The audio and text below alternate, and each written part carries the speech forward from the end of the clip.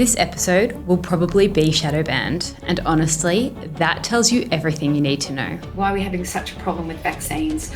Why are we having problems with Tylenol and acetamol and Panadol? And today on Return to Wisdom, I'm joined by Cyndi O'Meara, a nutritionist of over 45 years, mother, grandmother, and lifelong student of health. The body knows how to handle pain. The body knows how to handle a fever. I just think we are killing these microbes that are so important for our soil, for our plants, for our animals, and for humanity. This isn't medical advice. This is a conversation parents have been asking for quietly for a long time. Stop interfering. So when you give a supplement, a drug, a medication, a vaccine, put some toxin on your skin, you are interfering with its intelligence. Welcome, Cyndi.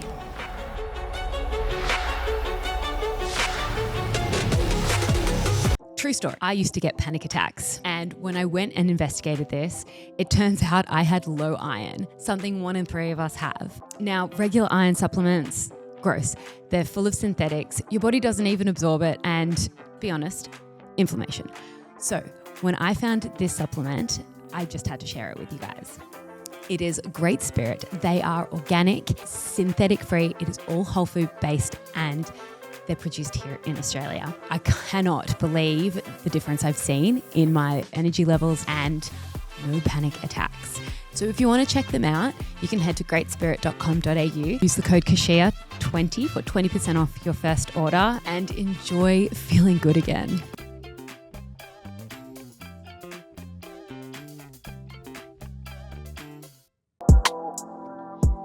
Before we get into today's show, I firstly want to thank you for being here. It is because you tune in each week that I'm able to continue on, and I really appreciate your support. Secondly, if you enjoy the content, please head on over to the homepage of the show. Hit subscribe, like, share, and please review the channel. It would mean the world. This is a small way you can contribute to better guests and greater conversations. You're listening to Return to Wisdom with Keshia.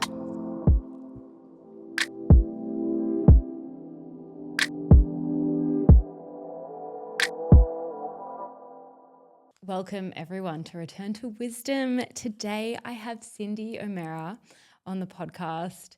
And look, a topic that I've skirted around and kind of touched on between here and the road to wisdom, we're going to dive into and do a whole episode on, as many of you have asked for. So today we are covering vaccines. Watch this one get a little bit shadow banned. Welcome, Cyndi. Thank you, Keshia. And I just want everybody to know that I am not a doctor. I am not an immunologist. I do have a degree. I know how to read science. I'm an avid educator of myself for my children. And remember, I'm a grandmother now. So I had my children in the 80s and 90s, 80s and 90s, wow. And they now have children, and I studied my butt off to understand anything that they were going to put into my children, from the Kanakian, vitamin K, to sintimetrine for me, to and back then, the vaccine schedule wasn't as hectic it is today. So just so everybody knows, I'm an avid scholar, but I am not a doctor and I'm not an immunologist. Mm-hmm. I think that's probably where we need to be, because doctors and immunologists, especially here in Australia, don't really talk about vaccines unless it's parroting the old faithful, safe and effective line. So it has been really hard to find someone who will come on and discuss vaccines in any form. But I feel like you have a little bit of history there that enriches your knowledge in vaccines. And I was wondering if maybe to begin you could share with my audience a little bit about you and your background. I think it's a good place to start because that's where it all started. So I am a nutritionist, and I have been doing it for 45 years. There's not much I don't know about food, ingredients, additives, preservatives, flavorings. There's not much I don't know about that. But I have to go back to before I was born. My dad was a pharmacist in New Zealand, in Lower Hutt, New Zealand. And one day he happened to be on the streets of Lower Hutt, and he ran into one of his old clients that he hadn't seen for a while. The guy would come in to get a script for Pepto-Bismol, which was for indigestion. And he asked the guy, hey, how come you're not coming in for your Pepto-Bismol? And he goes, hey, the quack up the road fixed me. And he goes, who's the quack up the road? My dad was curious. Who's that guy up there? And he says, oh, the chiropractor, So my dad decided to find out, well, what can a chiropractor do for indigestion? So he actually went up and met the chiropractor. His name was Cecil Phelps. And his whole life turned around from that day on.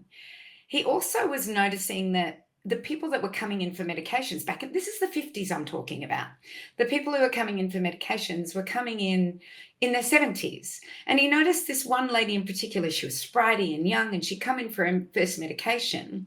And in a year, she was on like 12 medications. And he realized that every time she came in, it was just a side effect of the first medication that she was taking the second one, and so on and so on and so on. So he decided that this mechanistic way of looking at health was not for him. And he decided to become a chiropractor. And in those days, you had to fly to America, to Davenport, Iowa, and go to Palmer College of Chiropractic, which he did in 1957. And he graduated in 1959 or 1960. So it's a 3-year course. And he just found a different way of looking at the human body. So instead of going to your cardiologist for your heart problem, but he doesn't look at your gut, or he doesn't look at your nervous system, or he doesn't look at your community, or he doesn't look at your relationships, or he doesn't look at the rest of the body. He decided that you needed to look at the whole innate intelligence of the human body in order to give it the right ingredients to be, and take interference away in order to be the best that you can be. So this is a man in the 1960s that was thinking this way. And so when I was born in 1960, my sister was born in 1959, he decided that we would not have any medications, no vaccines, no nothing, until it was a life-threatening situation would occur.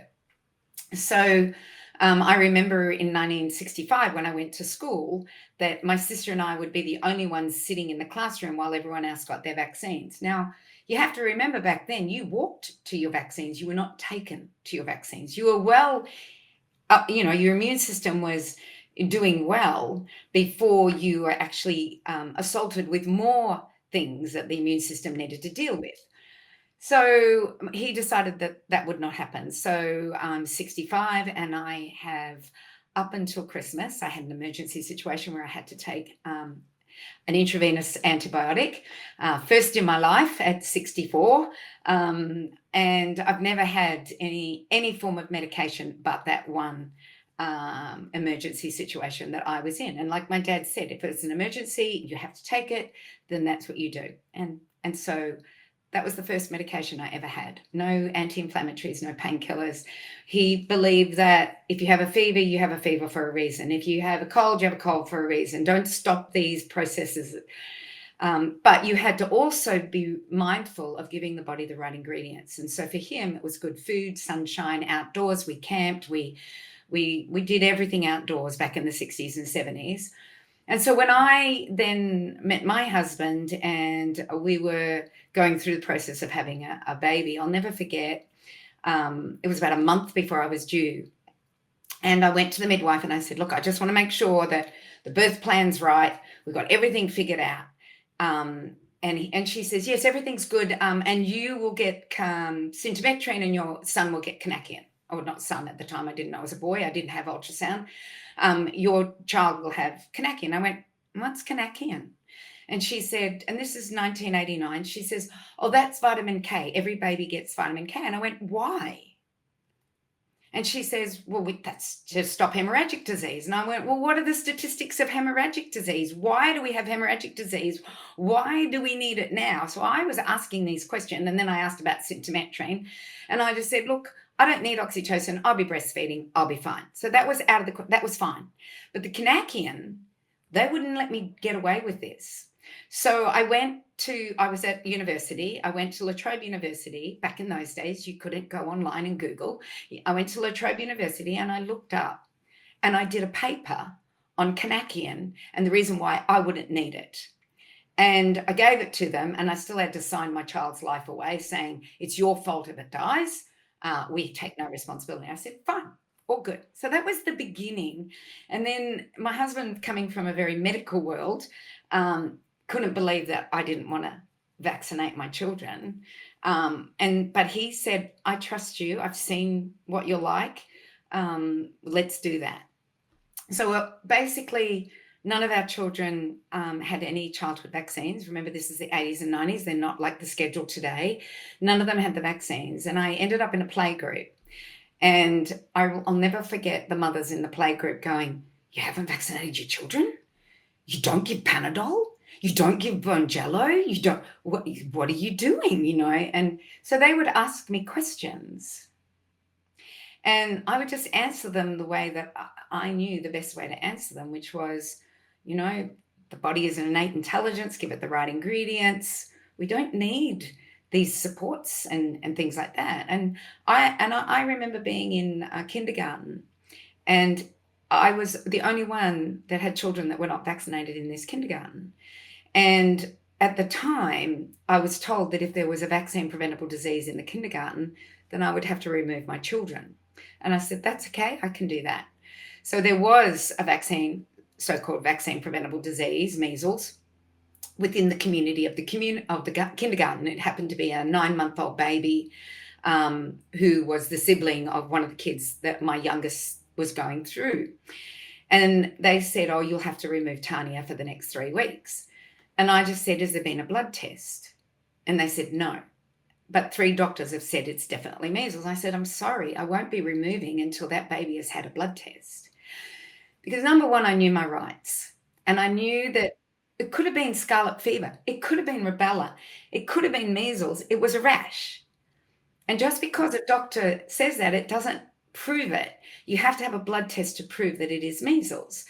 So I think, you know, I realized that I had a lot of influence around other mothers and under other people that were happening around me because I knew my stuff. I educated myself. I was at university for 6 years. And I did pre-med to nutrition to human anatomy, where I cut up cadavers for 2 years. I did pathology, histology, embryology. I knew how to look up references. I knew how to read a reference. I knew how to read paper. So it was very much me as a solo human being out there with my family around me that agreed with me. And I'm talking about my mom and my dad and, you know, my sister and my brother. So that's where I think I got my knowledge from, was just by being inquisitive, like my father, realizing that the body is an innate intelligence. And I look at my kids and they've gotten through their life. They're in their 30s now, and they've gotten through their life without medications, without the need for anything. And they're healthy human beings without chronic disease, without being on any, like if you look at the chronic disease rate in our children, it's 48%. 48% of our kids have a chronic disease. So I got my kids through life and up to their 30s now without chronic disease. And I, you know, like I know I'm part of that 60%, but I did it in a way that was as natural as I could possibly do for them, as my parents did for me, as my kids are now doing for their children, because I have 4 grandchildren now. Oh, wow.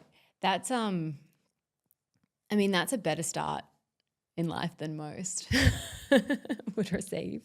And so early, I think the first thing that my mind goes to is that the utter lack of access to that kind of information, and how easy it was to just believe the professionals in those circumstances, because like where would you get that? Like I've got, you know, I can get most of my information now off Instagram and TikTok. Like if I want to find something, like it's there. Like it doesn't take many lifts of my thumb to get there. But yeah, back then, I can't imagine how much more difficult it would have been to do that research and then to be able to stand up to medical professionals and be like, hey, no, I'm not doing that. Like, yeah. So hats off to you. That's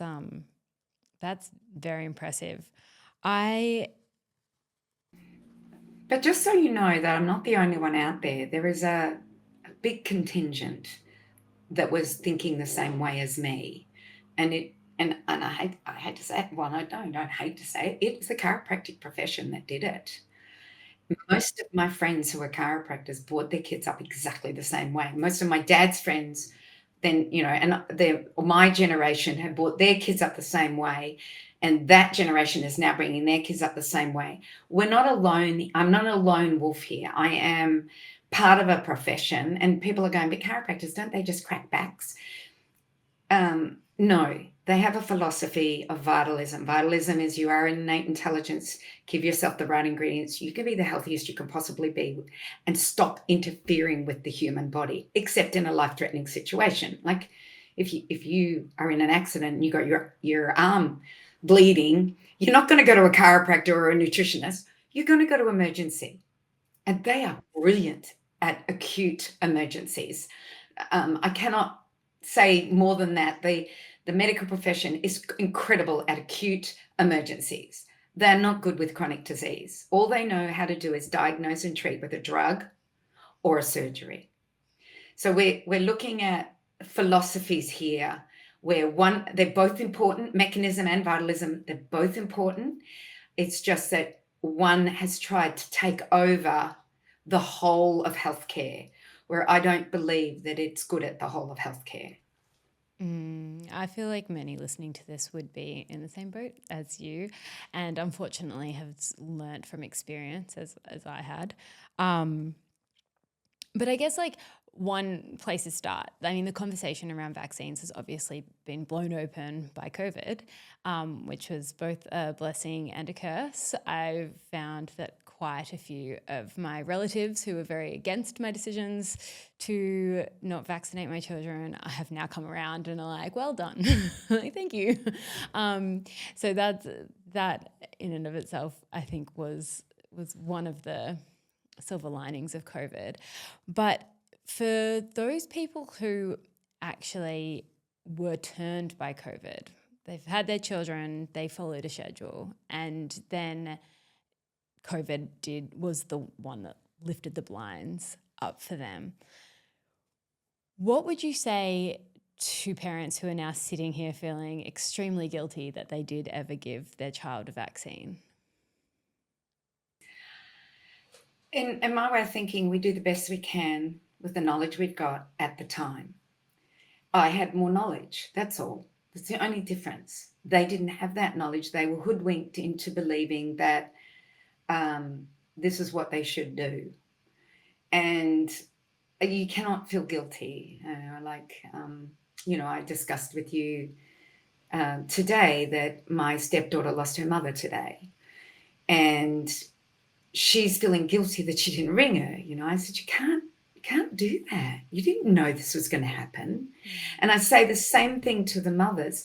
You did the best with the knowledge that you had at the time. Now that you know better, you can do better. And, it's very hard to say that when mothers now have children that have chronic disease, neurological issues, autoimmune diseases. So, when I look at what we now know about vaccines, and there was a report that's just come out a couple of weeks ago, and it was put out by the McCullough Foundation, and they are showing exactly what the vaccine schedule is doing. And I think this knowledge is now coming out, whereas before, when you think about it, in the 60s, when I could walk to the vaccine, or my student friends would walk to the vaccine, there was maybe MMR, maybe measles, mumps, and rubella. I don't know what else there was. There wasn't much back then. And then in 1986, there was an act that was put out in the US where it stopped all drug companies that were making vaccines immune to any liabilities that may happen as a result of the vaccine. So before that, even though there were only 3 vaccines on the schedule that had a few vaccines in each, the liability was on the vaccine maker. And then in 1986, under Reagan, this stopped. So they just started to make more and more vaccines because they knew they weren't liable. And the safety, when you look at the safety studies, none of them have a placebo. Some of them went for 5 days, maybe 3 weeks. Now, when they do a vaccine study to go onto the schedule, they don't do it with a placebo, a saline placebo. Yes, they do it with the placebo, but not a saline placebo.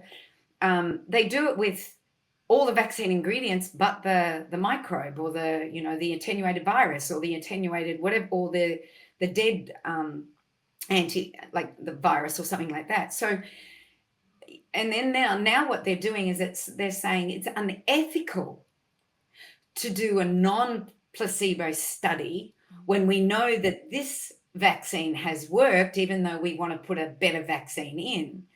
So they're actually admitting now there is no placebo studies, saline placebo studies that have been done on any vaccines that are in the current schedule today. So what they do is that they'll use the old vaccine as a placebo to the new vaccine. It's scary, actually. So about a year ago, I noticed that my daughter was getting a letter from Medicare. So I don't know if you've got an international, if it's international or just Australian, but Medicare is our social medical system. And I noticed she was getting this letter for her daughter saying that that vaccines were safe and effective. No, easy, safe, and effective. And that if you didn't vaccinate and weren't with the schedule, then you wouldn't get family benefit and you wouldn't get some other thing, I don't know, like childcare or something like that. And I noticed she was getting it like 4 times a year. I've got 6 of those letters in my possession at the moment. And so when I first saw it, I went, oh, if it's easy, safe, and effective, they must have a safety study on it. So I sent a letter and I said, thank you, Medicare, for your letter. Could you please give me the safety study on the schedule as it stands today, being easy, safe, and effective? I got a vaccine hesitancy study. I went back and I said, I didn't ask for a vaccine hesitancy study. I asked for the safety study. They came back with a pretty pamphlet on how good vaccines were. And I said, thanks for the pretty pamphlet, but I didn't ask for a pretty pamphlet. I asked for the study on the schedule that it is today. Next thing I got was a few links with the TGA. So I went to those links, read them all, no references, went back and said, not good enough.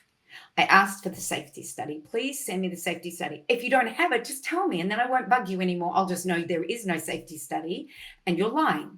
I did say this to them. I said, you're lying. So then the next thing I get was you have to do an FOI for single vaccines. I said, I didn't ask for single vaccines. I asked for the schedule. They've ghosted me ever since. Not one letter has come back. I send every couple of weeks. Could you send me the safety study? So the last letter I just sent to them, I said, oh, I now realize you don't have a safety study. It's now come out. There is no safety study because the TGA have just answered Senator Antic. Yeah. Yeah, Senator Antic's question saying, oh, well, it would be unethical for us to do this. So they've now admitted it. So I said, oh, I now know you don't have it. So could you please remove from the next letter that you send out that you do not know that it's easy, safe, and effective, because you do not have a study on this, let alone having a saline placebo on any single vaccine that you are now giving. And then McCullough's report came out, which was a couple of weeks ago, and McCullough, who's was a vaccine advocate, cardiologist, most published medical doctor in America, has said, we need to stop the vaccine schedule because this is what it is causing. And he said, I am the most senior scientist and doctor.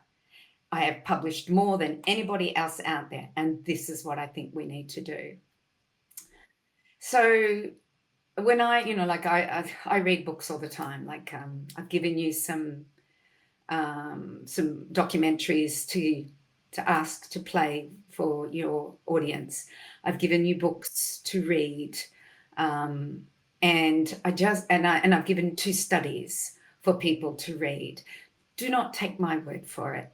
Do your own research, do your own reading. Start questioning the senators. Start supporting Senator Antic. I think his name is I think it's Senator Robert. Anthony Antic. I actually Antic. really want to get him on the podcast because he is doing some incredible work and like really advocating for people and for our choices and options. And I'm so glad that you did bring up the study, the vaccinated versus unvaccinated study, because this is something that the community who have been questioning vaccines have been asking for an extremely long time. So would you be able to give us a breakdown of that study? Ooh, I didn't print it out, but I have it all written down here. So let me just, because I don't remember. The exact.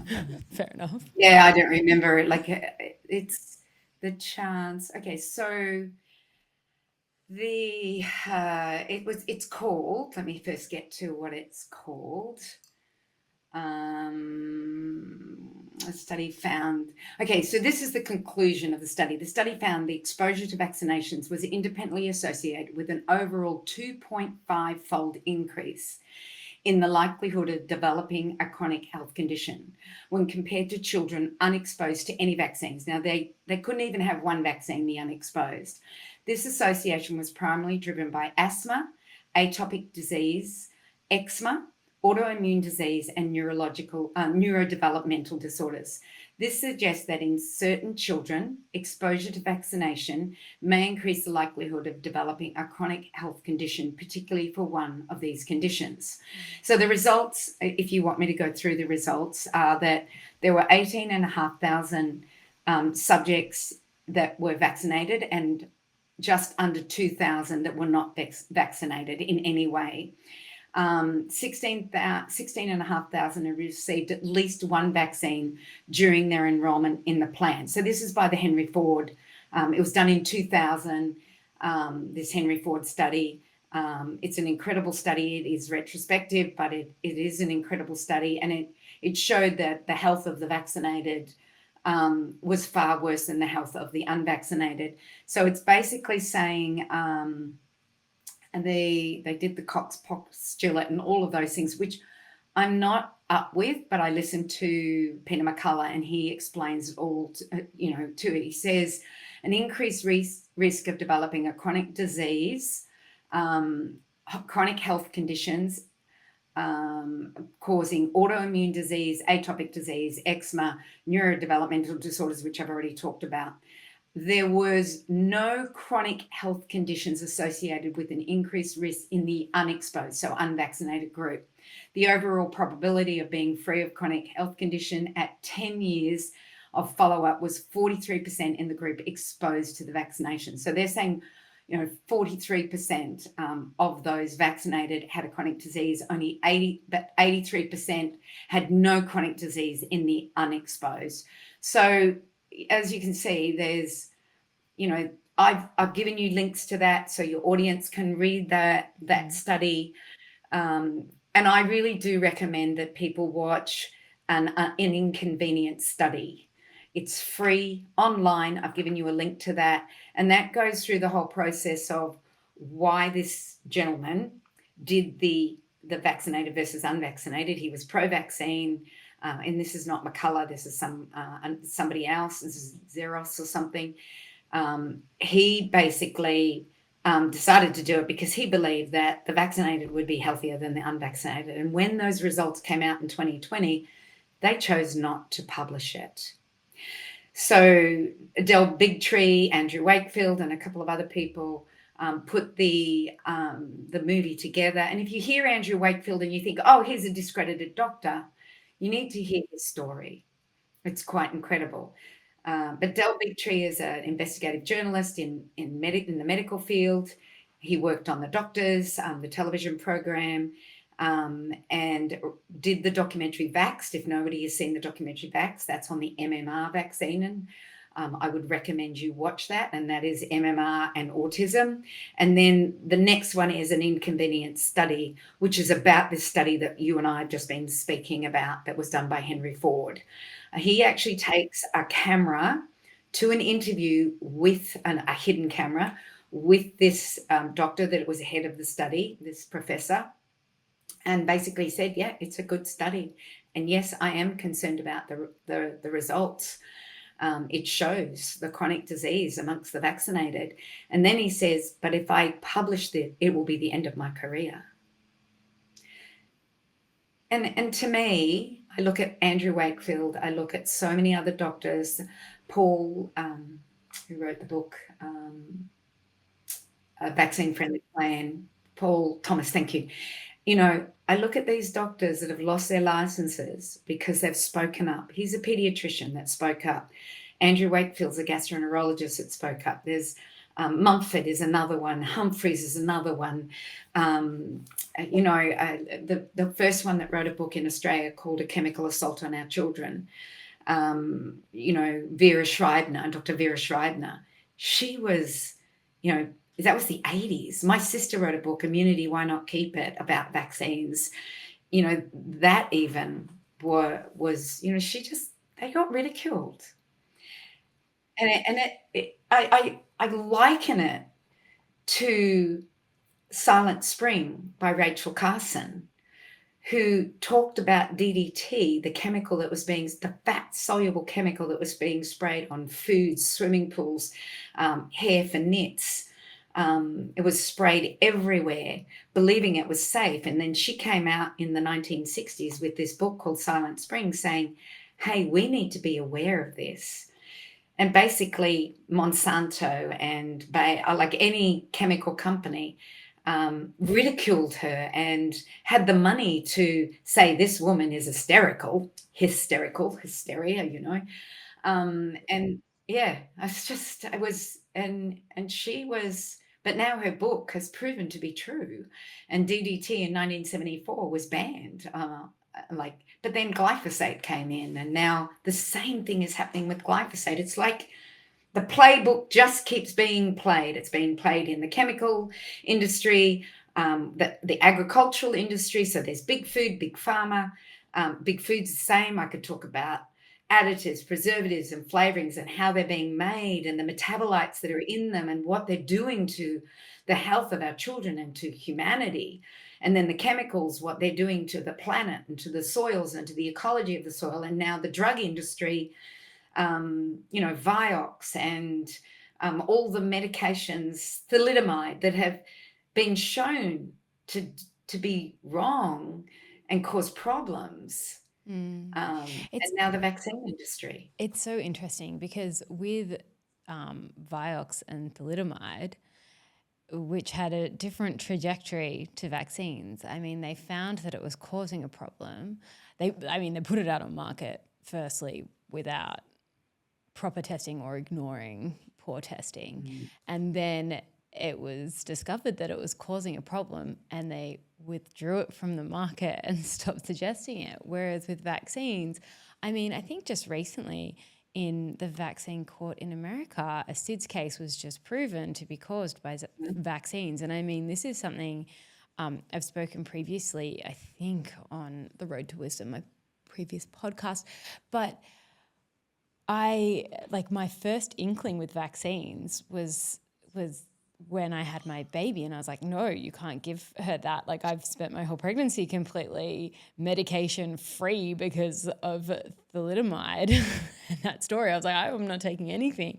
And then they're like, oh, we want to give them Hep B at birth. And I hadn't done any vaccine research at this stage, but I was like, no, surely that's what causes SIDS, no? And I said it off the cusp, but then as soon as I said it, I was like, oh, I'm like, is that a thing? Like, should I actually be thinking about that? And so, that was my first hit. And then there were so many people. If you Googled that was in 2015. If you Google that, you actually find a lot of cases that support that statement, but there was never any proof. And now here we are with a massive case being one. Actually, Was it Del Bigtree and the ICANN network that won it? I potentially, yeah. So Probably Aaron Siri, his knowledge on vaccines, like as he said, somebody says, "Oh, Aaron Siri, you're not a doctor," and he goes, "That's right, I'm a lawyer, and I can't make stories up and make memes up and make things up. I have to have the facts." And that makes me different to a doctor who says vaccines have saved thousands of lives or millions of lives. And then actually, it's not true, that statement. Vaccines are safe and effective. It's actually not true. Vaccines don't cause autism. It's actually not true. So all of these are things that people throw. What about polio? And then you go and really find out the truth about polio, like what happened in the 1930s and how the first 200 vaccines that were given to polio are linked to the autism, the first autistic kids that were diagnosed. And that was back in the 30s. It's a fascinating story, and I would suggest people to read the book by Judy Mikovits called Plague. That is a fascinating. She was a vaccine researcher, and she's just, there's another woman that has lost everything because she asked a question that they didn't want her to ask. It's a lucrative industry, the drug industry, the agriculture industry, the food industry. And I choose not to be party to giving them any money. So I grow my own food. I buy from my local farmer what I don't grow. I choose not to take medications. I will choose chiropractic. I will choose massage. I will choose naturopathy, homeopathy, over anything else, unless, of course, I'm in a life-threatening situation, which I was at that time. I choose not to be part of the chemical industry in agriculture because I choose not to buy the foods that I've been sprayed. And, I have farmers saying, we do food for you and you're just a privileged one, and they really give me hell. I go, hang on, I have a 60-acre farm that costs me money. It'd be easy for me to just go and buy, your food. But I choose not to be party to what you are doing. And I think as individuals, a lot of people feel powerless, whereas my belief is that I am all powerful. I get to choose who I buy my food from. I get to choose what doctor, and yes, it costs me money, but I get to choose that. I have to go to my GP. I can go to my naturopath. I can know my homeopathy and take the right homeopathics. So we do have choices where we can spend our money or our time. And it's just about, and we were talking about that before we even started on this, our time feels so precious. Our time just seems to be pressurized, when you think you're going along nicely and then something comes out of the blue. But we can choose how we do these things. It's about taking control. Yeah. That's what I think it is. So on that, say once everyone here, look, to be honest, a lot of my audience would already be on this page. I definitely get a lot of people message in asking about vaccines, and they're looking for more research, they're looking for more knowledge, they want to hear more. So I will add all the links that you'd sent me into the show notes so people can do some reading. When we come to a decision to not vaccinate, but we're still worried about communicable diseases, do you have any advice for people in that boat? In order to be, before I actually go there, I just have one more thing that I did not put on those notes, and I would like to just talk about this organisation that I believe is quite incredible, and it's the Australian Vaccination Network. So AV for Victor, N for Nancy, I guess, AVN, so australianvaccinationnetwork.org.au. If you need a book or you need information, I would recommend that you go there. For one of the things that I do, I have a dispatch and I look after all of their books and I send out from my my warehouse.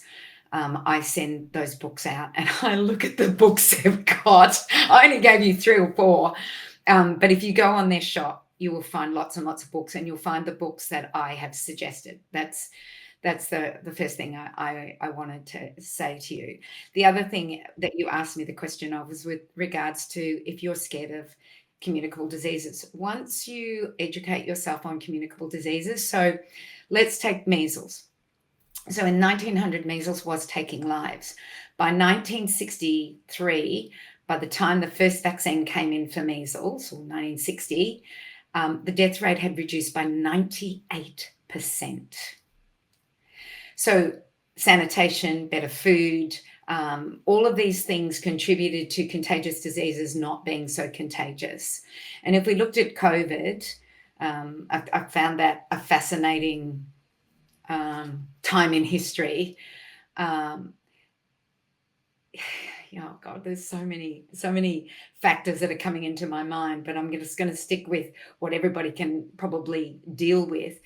As far as COVID goes, it was a contagious disease, but what ended up happening was that it was the elderly that were most at risk, or the immune compromised that were most at risk. People like you or me that live as healthy a life as you can.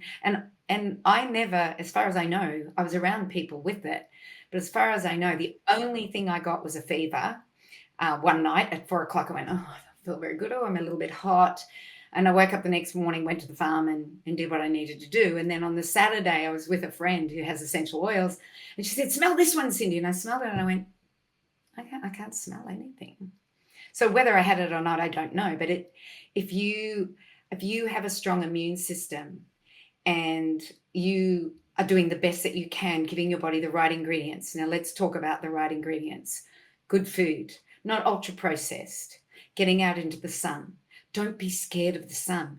If it wasn't for the sun, we'd all be dead. The sun is really important.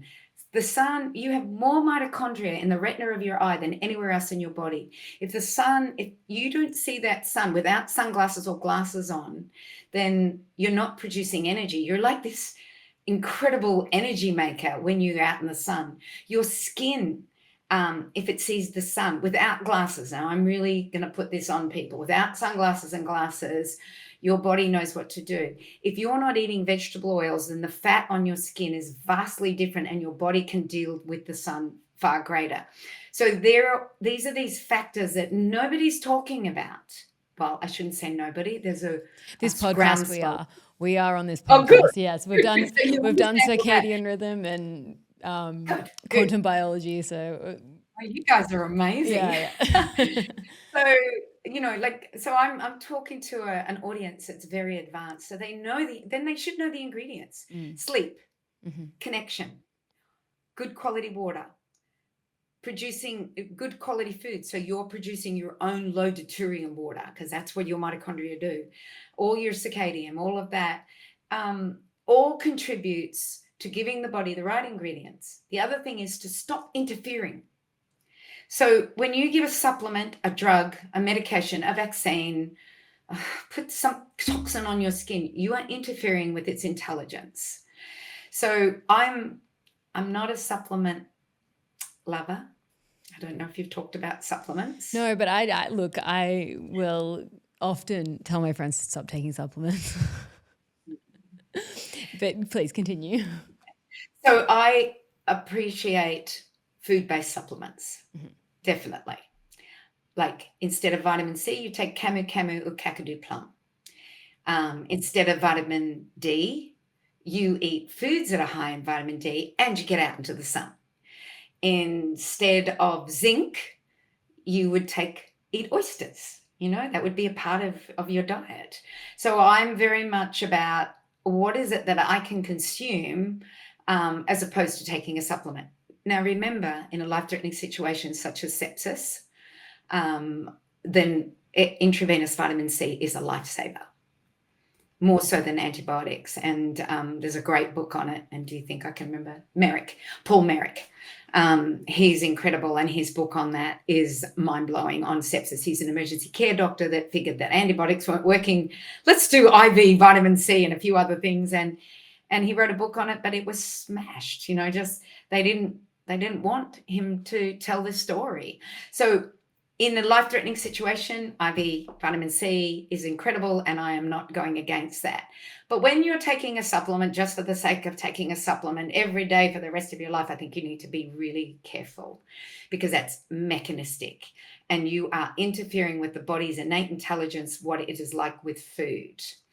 And even iron, we're told to take iron. It's like your blood's down of iron, take iron. Well, maybe your stores are good and you just need copper and vitamin A and a few B vitamins in order to bring the stores out.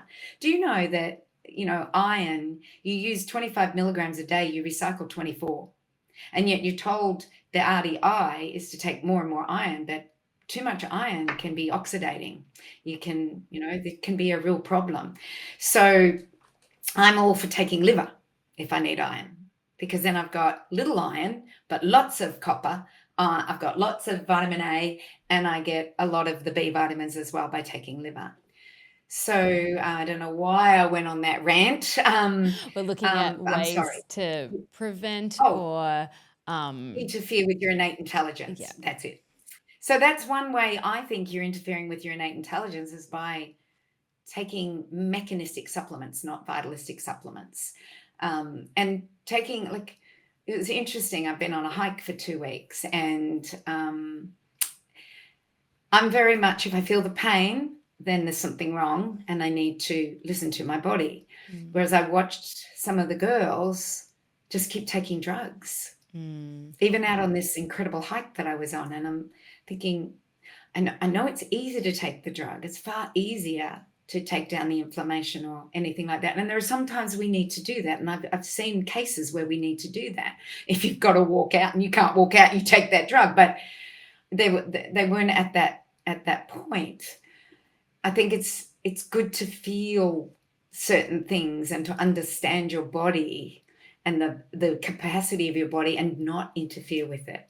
And as far as chiropractic care goes, for me, chiropractic was take the interference out of the nervous system. So chiropractors are, making sure the nervous system is working at its absolute best. So I would go and get an adjustment and make sure that my nervous system was not in any interference.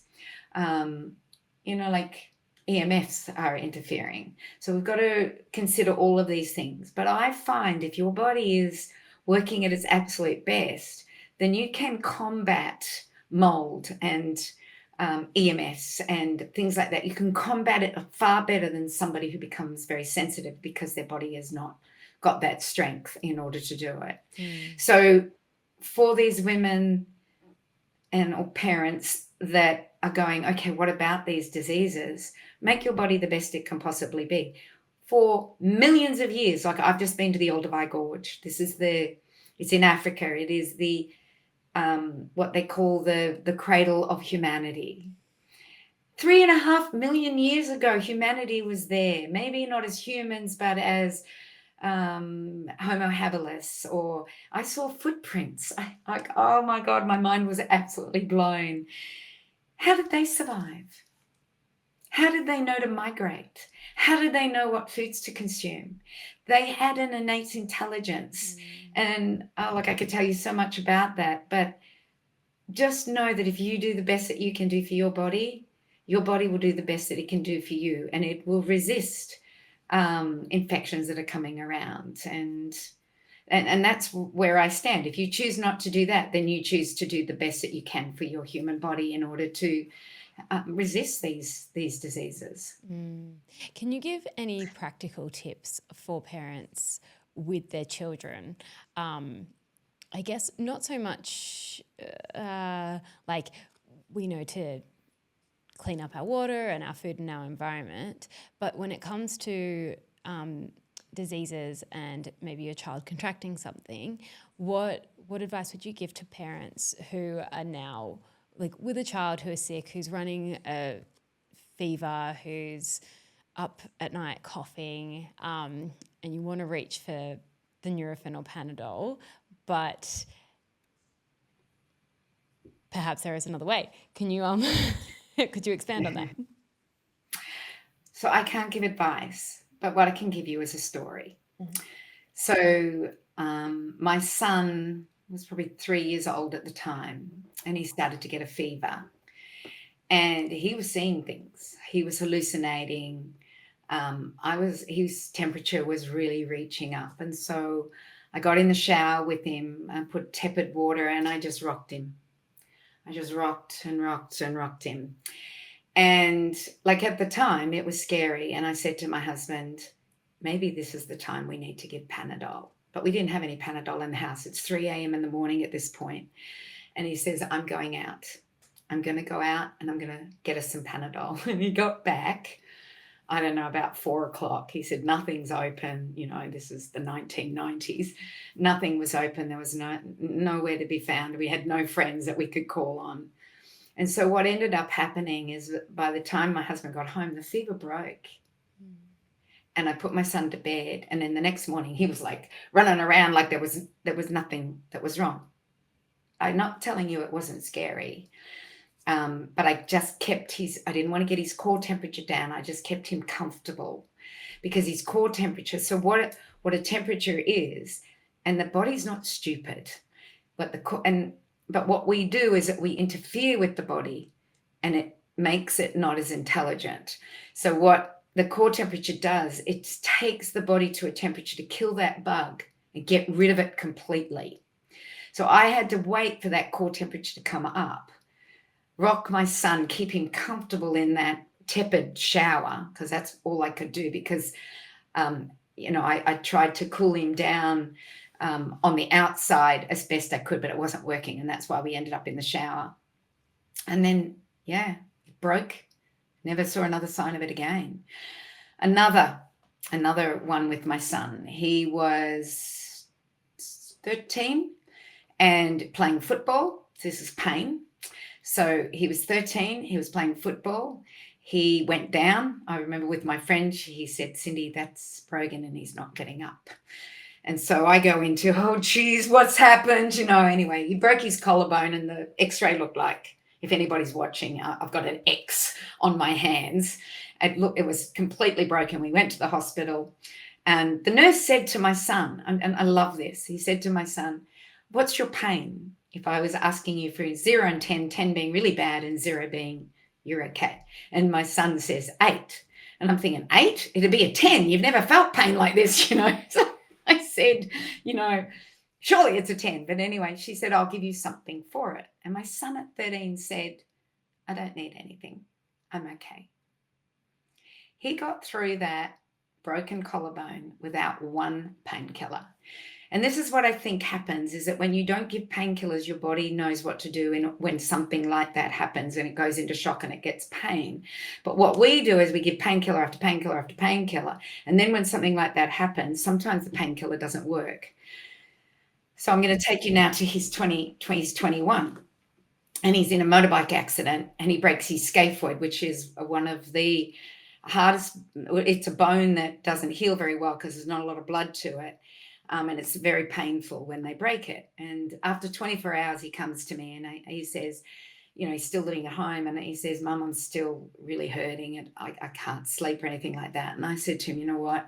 This is probably the time that we need to get you some drugs. So I had a friend that I knew would have some. And so I got some paracetamol and it was a very small dose. And I said to my son, here, you can take it if you want. It's your thing. And so he took it. It lasted 12 hours because at about 8 hours, I said to him, you feeling any pain? What's happening? And he goes, no, I'm fine. I'm really good. He was able to sleep. He was able to cope with the pain. And that was the only drug that he ever took in that time. So here's a boy that, went till he was 21 and he's only ever had that one. That was it, was that broken, that broken bone. And I felt that he needed to sleep in order to heal. So I gave it to him to sleep and he slept beautifully. The body knows how to handle pain. The body knows how to handle a fever. The body knows how to handle these things it's us as mothers, and I understand that it's us as mothers that we get fretful. Like you were saying, you can handle pain and your sickness and everybody else's, but when it comes to your husband or your kids, you kind of start going, "Oh, are we going to be okay?" It's a trust thing, and I once I'd done it with my son, I was able to do it with the next two. I have two daughters after that, and I was able to do it with them as well, and know that I could trust their body in order to do what it needed to do. We are brought up in a community, a society that there's a drug for everything, and it's hard to get your brain around thinking, but my body makes its own drugs. It actually makes painkillers. It actually makes things to help you with bringing the fever up and then pushing it down as quick as it possibly can. It's there for a reason. And I guess for me, I was brought up like that. My mum and dad were very much on that page in the 60s and 70s. And so even with that, I still had that little bit of a panic with my son having hallucinations and like rolling his eyes, and oh my god, it was not an easy night. So I can only tell you stories. I can't advise, and I can tell you lots of stories that happened in with my kids, in falling off horses, concussions. And concussion for me is ketosis. You go straight into ketosis. You do not feed any carbohydrates to them, if not feed them anything. Um, there are ways that we know anesthetics. Going into an anesthetic in ketosis and getting out in ketosis is far easier than in a glucose state. Like there's so much that we now know, that we're learning, and it is about getting around like-minded people, around people that are thinking this way, that can support you through this, and even finding doctors that can support you through this. You know, it's just, like I said, I can't give advice. I can just tell you stories. Yeah, no, fair enough. Um, being a naturopath, if we have given our child vaccines, is there a way that we can detox from them? There is homeopathics that I have heard that people do. So I had a friend who did not vaccinate her children, and her daughter was at university, and in order to get into clinic, they said she had to be up on her vaccines. And this girl is 24 at this point, never had a vaccine, never had anything like that.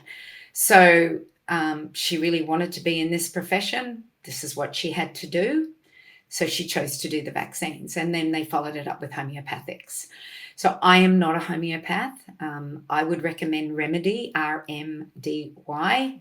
If you want to, do anything, I would recommend those guys. They have an education program. They have incredible naturopaths. I don't know if you've interviewed Melissa Cook. Yeah, that was on the road to wisdom, if anyone wants to go back to that episode. But yeah, and Melissa is fantastic. And actually, I know quite a few women who have done their degrees with Melissa. So there's here in the Northern Rivers, at least, there are some really wonderful women that you can see if you can't make it to the Sunshine Coast. Yeah, well, you can do it online as well. Oh yeah, yes. So we can do so much online now. Although for me, I love to be with people. Like I like to be with them. I like to feel what they're like and how their nervous system is. And I don't do much clinical work anymore. I'm more an educator than anything else. But I must admit, I do like that. And we talked about it. I've just come back from a hike, and I would have come down to the Northern Rivers and been with you, and that would have been absolutely wonderful. But we can also do it this way. But if there are people in the Northern Rivers, or wherever your people are who are listening, it's just a matter of reaching out to even Remedy and saying, is there somebody in my area that I can come and see, or can I do it online? But that's where I would be starting, is with homeopathy. I know that there were homeopathic hospitals before drug hospitals. Homeopathy is mind-blowing. I do it in my farm. I do biodynamics, which is homeopathy. We do it with our animals. We do it for our plants. We do it in micro doses. We use all sorts of, people that go, oh, surely that can't work. But look at glyphosate. You just need a can of Coke of glyphosate over an acre, and it will kill the whole field. So you can't tell me that homeopathics don't have that same incredible, and I'm not talking about killing, I'm talking about living. But they in small doses, biodynamics in small doses, biologics in small doses, homeopathics. We had a problem with our cows. We had our beautiful tin shed farm, Karen come and do homeopathy on our herd, and they were all back to normal 24 hours later. So to me, if you feel that there is something wrong, then detoxify with your homeopathy or your homeopathics. As far as children who are severely injured, I love GAPS. I love the GAPS program. I feel that it gets because often what happens is the gut is completely it goes into dysbiosis. And if you follow Sabine Hassan, she's a gastroenterologist in the US, and her research on COVID vaccine before and after and what it does to the microbiome is quite scary. So if this is what has happened to you, and you as an adult or you have children that have been affected by any vaccine and or the COVID vaccine in as far as the dysbiosis, I would recommend the GAPS program. So GAPS stands for Gut and Psychology Syndrome with Dr. Natasha Campbell McBride. I would also recommend Kirsty Worth with Cultured Wellness. So what I call her is GAPS on steroids. She does. And I'm even noticing Dr. Natasha Campbell McBride having to do GAPS on steroids as well, because she started this program 30 years ago and we didn't have the problems we have today with the microbiome. So to get that microbiome back, we have to get the environment right, and then we can start inserting good quality keystone bacteria and microbes back into the gut. So that's where I would be going, is the GAPS program, homeopathy, depending on what you need to do. If you're in a crisis, I would definitely go GAPS and homeopathy. If you're not in a crisis, homeopathy is probably a little easier than going on the GAPS program. Yeah, wonderful. For those who are worried more about particular illnesses, I'll share a story. Just before my 5th baby was due, there was a whooping cough outbreak in my son's class, and my plan was to give birth outside the system, and so didn't want to end up having to then go in with a baby with whooping cough. I ended up actually just pulling all my kids out of school because I was like, there was too much going on. I didn't want to risk it.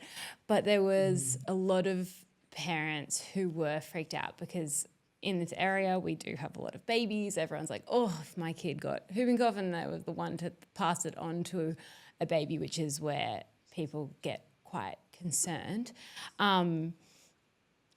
In instances like that, do you have any experience or have any stories to share in that scenario? So let's talk about whooping cough. So whooping cough used to be a disease that 5-year-olds and up got. The babies didn't get it. But the vaccine program has created whooping cough to come, and basically the babies are now getting it, which makes it harder because those babies don't have the immune system to handle it. So it's shifted who it actually gets. Like a 5-year-old can usually handle it, but a small baby, it's not good to see that with whooping cough. If you have the whooping vaccine, then you become a wolf in sheep's clothing. So let's say grandma has been told, you can't come and see my baby unless you've had the whooping cough vaccine. So she has it. She won't get the symptoms, but she may have it in her nostrils or in her mouth, or it could be on her, and she will give it to that baby without knowing it because she's the sheep in wolf's clothing. Whereas if you don't have the whooping cough vaccine, and I'm going vaccines at the moment, if you don't have the whooping cough vaccine, you know when you're sick, you will get the symptoms and you will naturally stay away from babies. So we live in a community where we don't know who's going to have the whooping cough vaccine. So I think you did the right thing. Pull the kids out of school, keep them at home, wait till that's passed. Like back in the day, we used to have measles and chickenpox parties. When someone had measles or chickenpox, this was the 90s we did this. And you would want that. I remember when my kids had measles, one had it, then the next had it, and then the next had it, and I was home for 6 weeks. And I stayed home.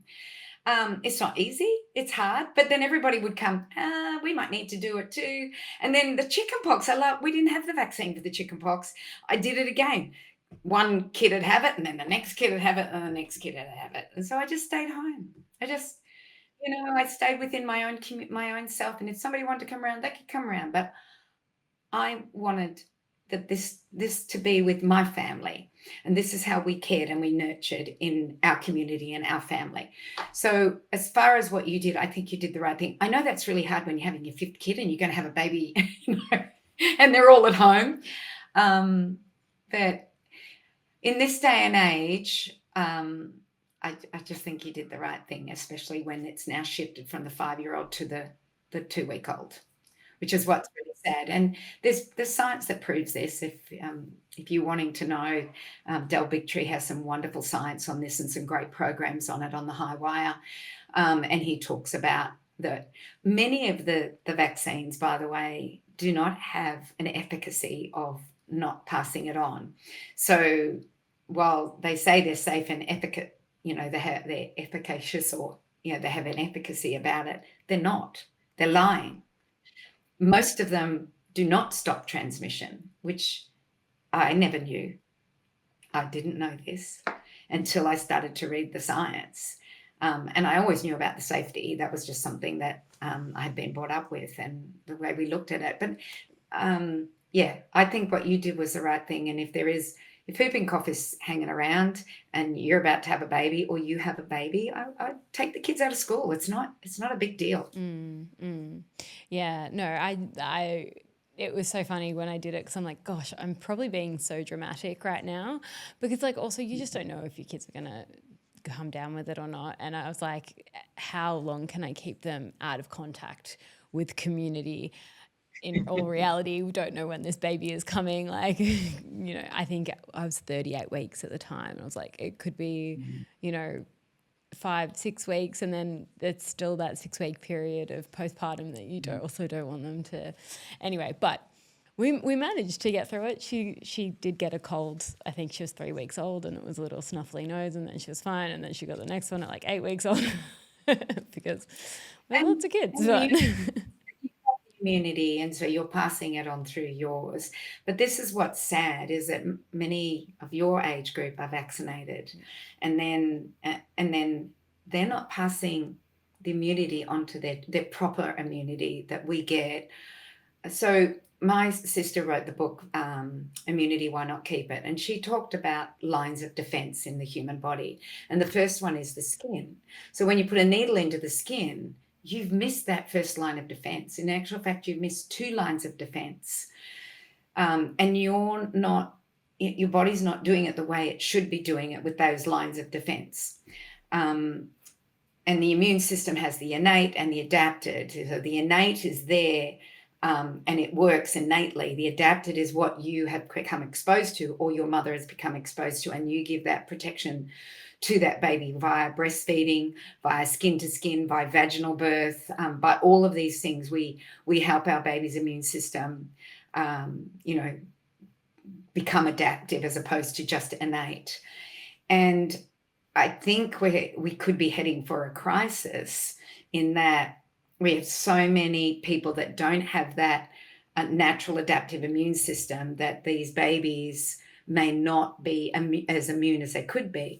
So what's happening in our community at the moment is I've noticed conjunctivitis.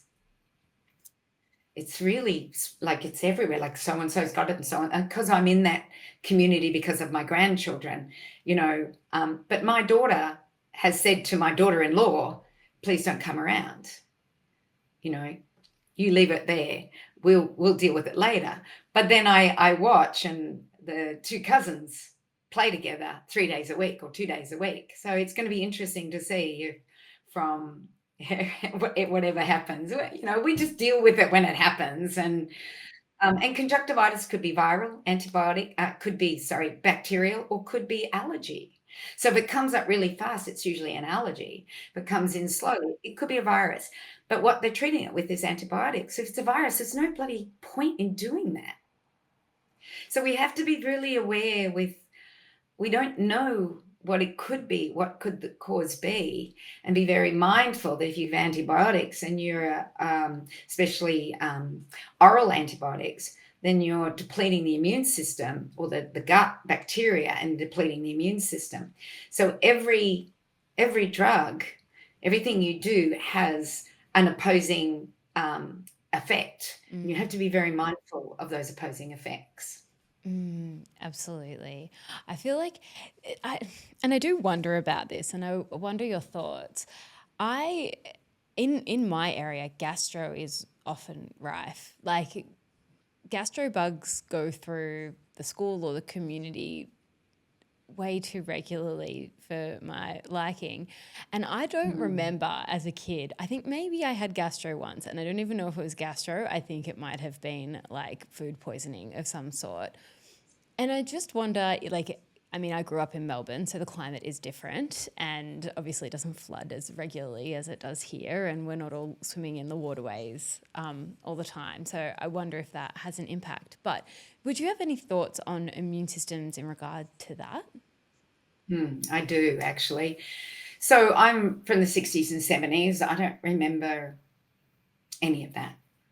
I just don't remember any. I remember vomiting, but I don't remember any of that, and I don't remember that with any of my friends. I don't remember asthma. I knew of one person who had asthma. She was a 40, 50-year-old, and she used to come to my dad for an adjustment when she'd get asthma.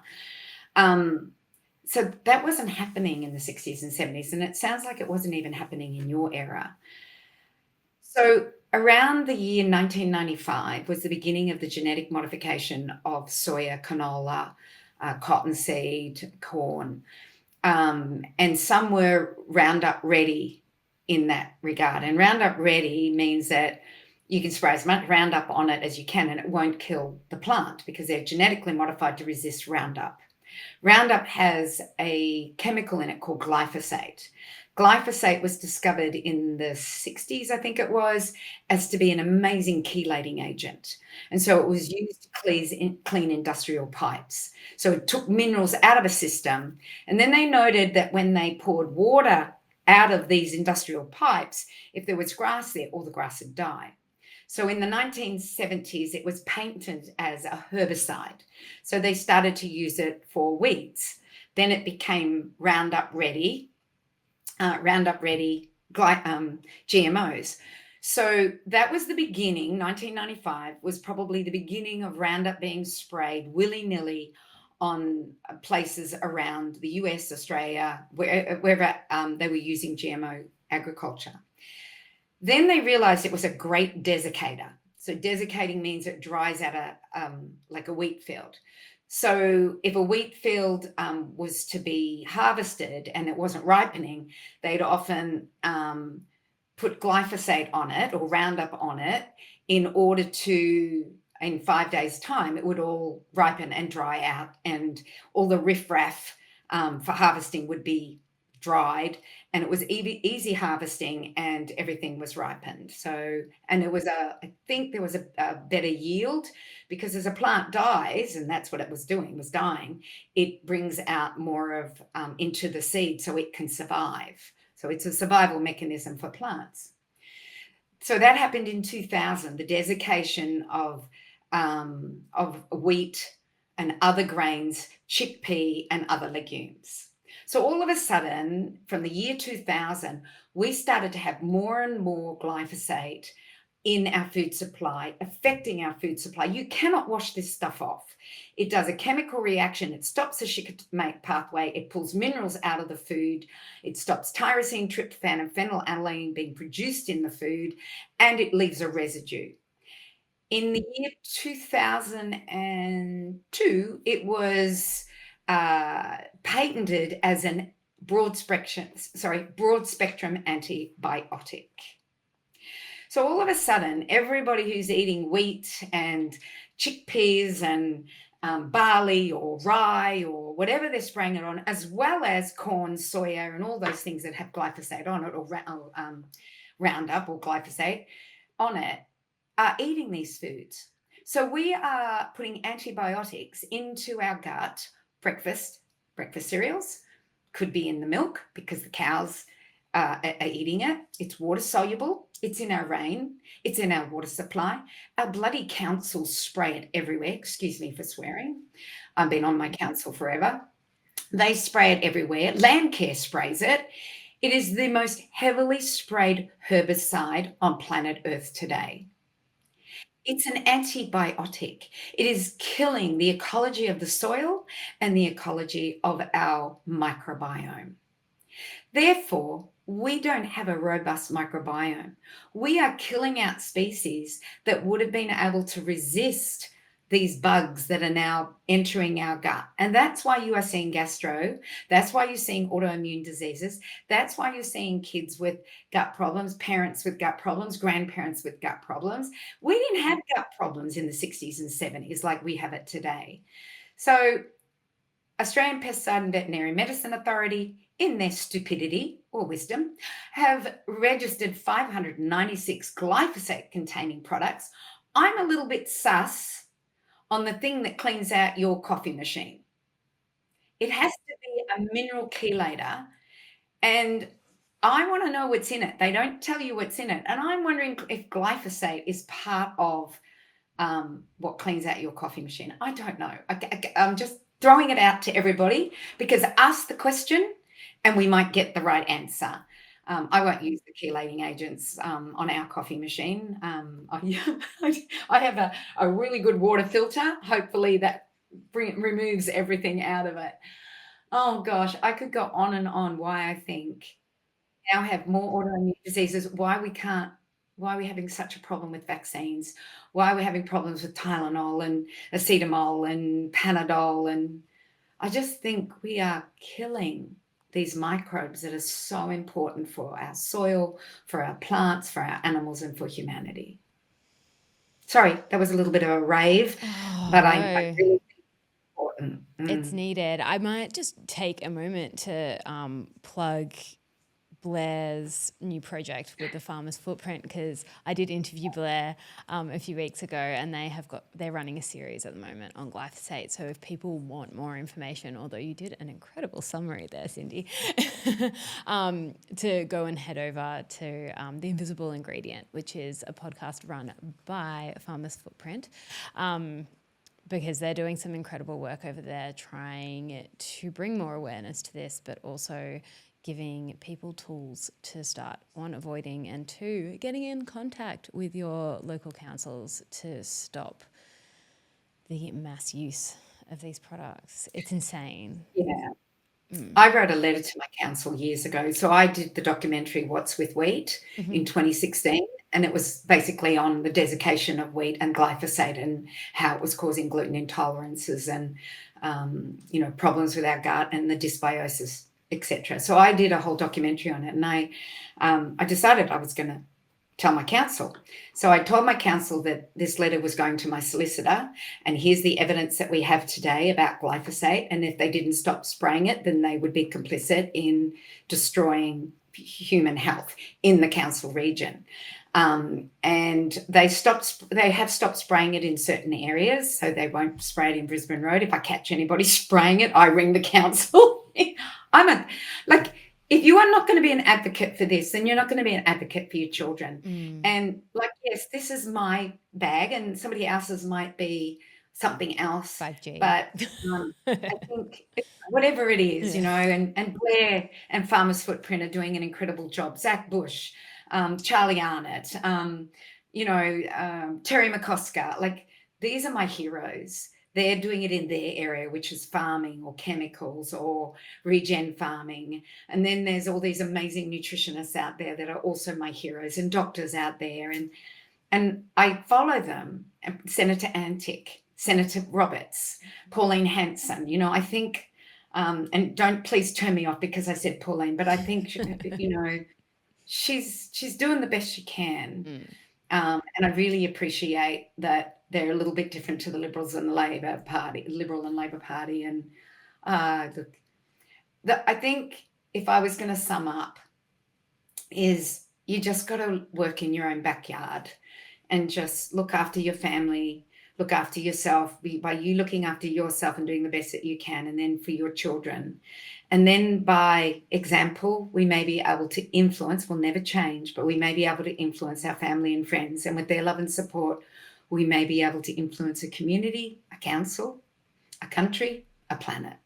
So do what you can in your area, the Northern Rivers, the Sunshine Coast, wherever you are, and in your little patch.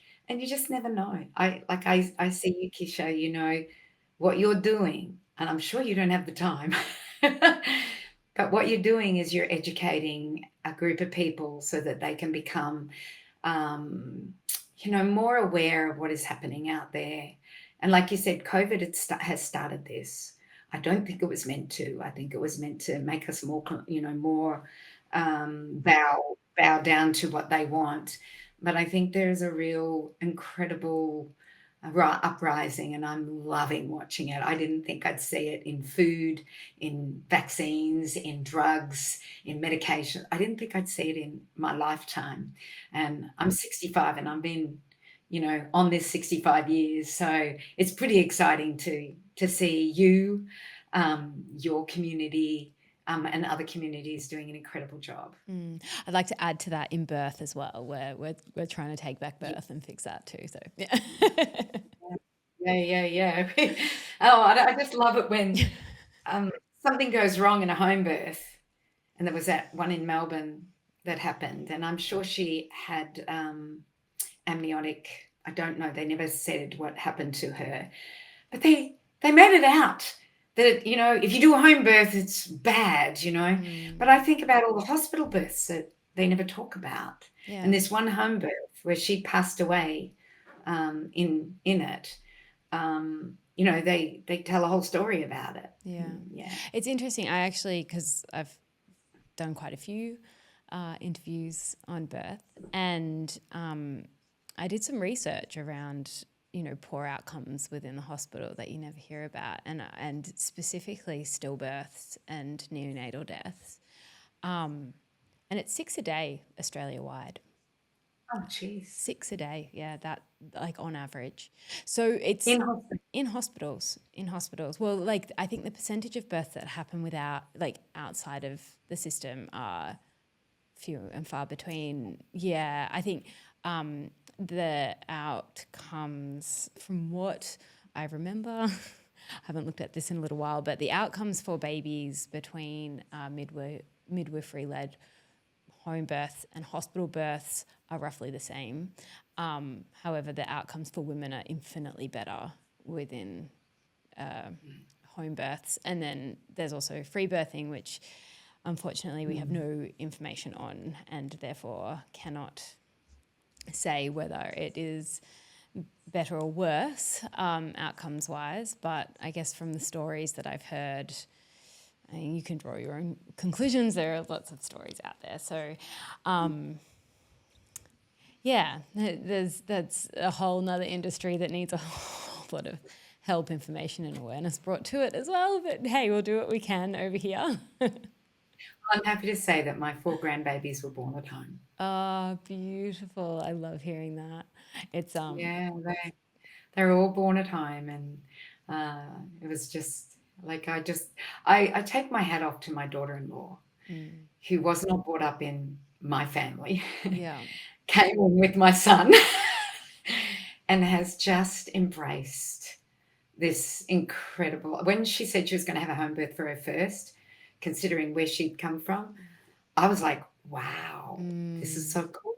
And she had a beautiful birth, and so pretty good. It's such a precious start, I think, when you can give that to your child, and you can give it to a mother. to not be under fluorescent lights and being poked and prodded, and generally that's where the cascade of interventions happens, and all of a sudden we have emergency situations that probably weren't emergency situations or could have been avoided had there been different care model. But Yeah, it's interesting. My last birth was a home birth. I had a what do you call it? Birth center first, and then I came to the sunny coast. There was nobody to be around me for the home birth, and I thought, oh well, I'll just go to. I went to Budrum Hospital and had Casey, and was out the next day. And the doctor was busy doing a forceps that he didn't even make it in, so that was fine. And so then my third birth was a home birth, and the midwife said to me, oh, this might be a little bit long, Cyndi, your baby's posterior. And in my head I went, no, it bloody isn't. It's not posterior, I'm not going to have a long birth. And what was interesting is that I went in and I talked to, who's the famous midwife in the US that's written heaps of books, double-barreled name? Ina May Gaskin. Hannah May Gaskin. So I met her and I told her what I did to turn my baby in 30 minutes. And she went, oh my gosh, I've got to learn this one. This one's great. So I didn't do it because I knew what I was doing. It was just what my body felt it needed to do. And it was on all fours, one leg out, and doing a twisting motion with my hip. It was like this. And my midwife kept thinking, what is she doing? And then that was during the contraction, and then I'd calm back down again, and then I'd get back up again as soon as in 30 minutes I turned her and out. And I remember my midwife at the time just said, that was brilliant. What made you do that? And I went, my body just said to do it. And so I showed Anna May Gaskin. I was in the US at a conference I was speaking at, and she was speaking also. And I just said, I got to show you this. I just want to know, is this normal? And she goes, no, but it's brilliant. And I can see how it works. So yeah, God, there's some amazing, like if you just listen to your body and what it's telling you to do, if it doesn't want to be on its back, get on all fours. If it wants to be on two, if it wants to walk, I think we've forgotten to listen to our body. And on my third, I finally listened, so. Oh, I love that. That's so beautiful. Cyndi, tell us. Sorry, we have been going. No, it's been brilliant, and I've thoroughly enjoyed this. You've actually covered some topics that we have gone into more in depth with my partner Chloe on my previous podcast. So if people want to have a look there, but also on a few topics that I've covered here as well. Cyndi, what is in the works for you? What's in the works for me? Wow. Spending time with my grandbabies, number one. My farm, my farm continues to be a, work in motion. We've got like 70 cows now and 110 chickens. And we started with, a couple of cows and a couple of chickens and a couple of pigs. But anyway, we have incredible plantations of fruit trees and vegetables and herbs. And I think educating people on how to grow their own food in a small farm, like ours is 60 acres. We do lease 300 acres as well, down 15 minutes from us.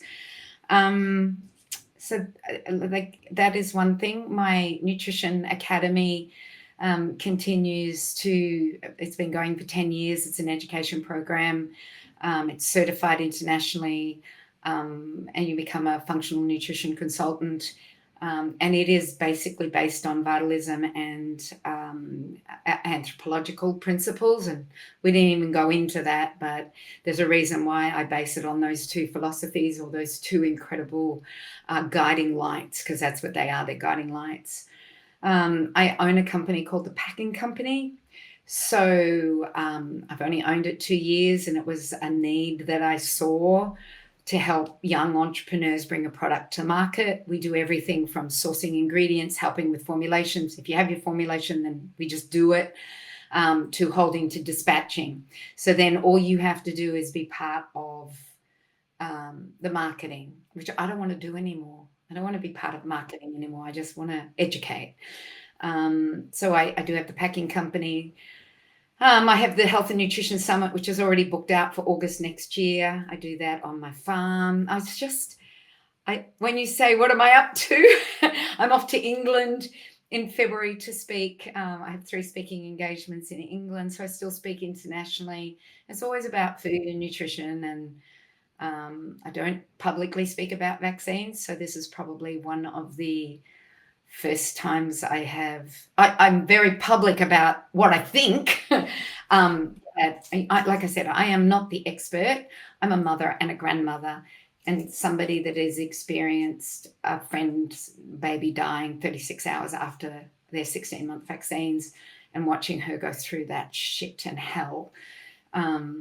It was just so sad. I just want people to know that these are my experiences.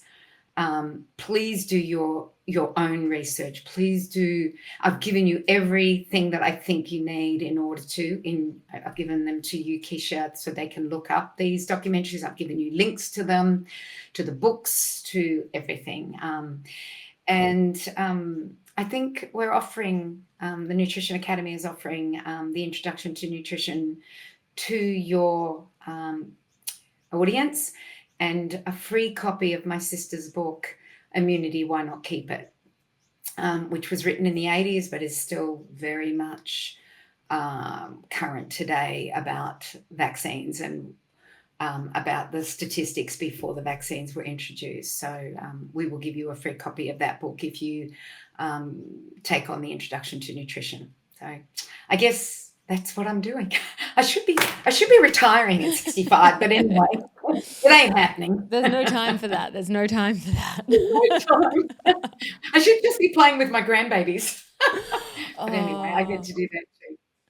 Amazing. Thank you so much for joining me today, Cyndi. I think this conversation will go down quite well. I can only imagine people are going to shoot it through to family and friends just for a little insight into how those are making the decisions that they're making. But I do really, really appreciate having you here. My gosh, my words are getting tangled up. I really appreciate you doing this, and thank you for asking me. At first I went, it's not usually my topic, but I am well versed in it because I've been studying it since the 80s. Yeah, and I think an experience comes into it as well. I definitely wish I had more of this information earlier in life, but certainly before I had children, it would have been a lot nicer to come in more prepared to the parenting process. Yeah, I think it's a paradigm shift, Keshia. Like I can give this information to people and they won't take it on. It's a way of thinking, and I do this with nutrition. It's like this, you have to shift your whole paradigm of how you think in order to not be scared about not vaccinating, because they've done a really good job of convincing us that they're safe and effective. Yeah. The fear campaign is strong. All right, it's very everyone. strong. Thank you so much for joining us, everyone, and hopefully we'll speak to you again soon, Cyndi. I look forward to it. Maybe we can speak on diet and nutrition. Yeah. Hit that one. Yeah. Oh, thank you again. Bye, everyone. Thanks for joining me today. If this ignited a flame for you, please share, follow the show, and leave a review. The more support and subscriptions the show gets, the more powerful and credentialed guests I can bring on to deepen these conversations. I appreciate you being here, and I will see you next week.